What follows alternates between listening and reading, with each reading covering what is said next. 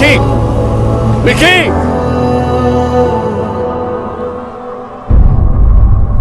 నీకెందుకురా ఈ గొడవలో?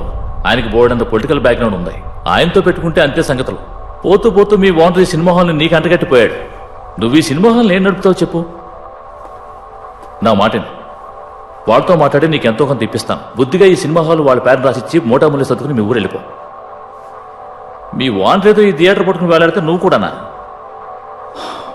ఇలా చూడు, నేను చెప్పాల్సింది చెప్పాను, బుర్రకెక్కించుకో. సరే మరి, ఇక నీ ఇష్టం, పద.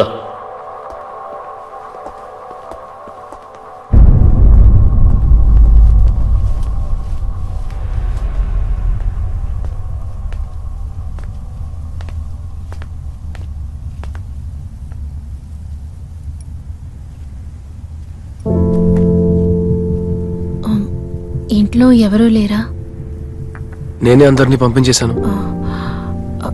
I'm sorry Vicky. నీతో చెప్పకుండా యాక్ట్ చేయడానికి వెళ్ళింది నా తప్పే. నీకు చేయాలనిపించింది దివ్య, అందుకే యాక్ట్ చేశావు. నేను నటించడం నీకు ఇష్టం లేదా? ఎందుకు దివ్య అయిపోయిన విషయాల గురించి? నేను తెలుసుకోవాలి విక్కీ, అందుకేగా నువ్వు నన్ను వదిలి వెళ్ళిపోతున్నావు. వద్దు దివ్య. చెప్పు విక్కీ, నేను నటించడం నీకు ఇష్టం లేదా? నేను అంత పెద్ద తప్పు ఏం చేశాను? నాకు అర్థం కావట్లేదు.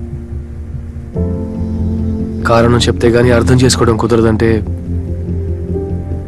అలాంటి బతుకు మనకు అక్కర్లేదు. ఇంత చిన్న విషయానికి నన్ను వదిలి వెళ్ళిపోతున్నావా? నేను నిన్ను వదిలి వెళ్తున్నానా? నన్ను వదిలేసి వెళ్ళిపోయింది నువ్వే. నాతో అబద్ధం చెప్పే అంత పెద్ద తప్పు నేనేం చేశానే? దీనికి పేరు లవ్వా? నీకు నచ్చినట్టు బతకడానికి కలిసి ఉండటం ఎందుకు? ఏం అక్కర్లేదు, అయిపోయింది దివ్య.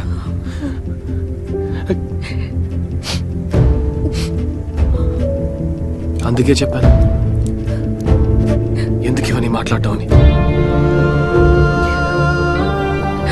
నాకు నువ్వే ముఖ్యం విక్కీ. ఇంతకు ముందు చెప్పిన అబద్ధానికే ఇప్పుడు ఇలా మళ్ళీ ఇంకో అబద్ధం అవుతుంది. దయచేసి వెళ్ళిపో.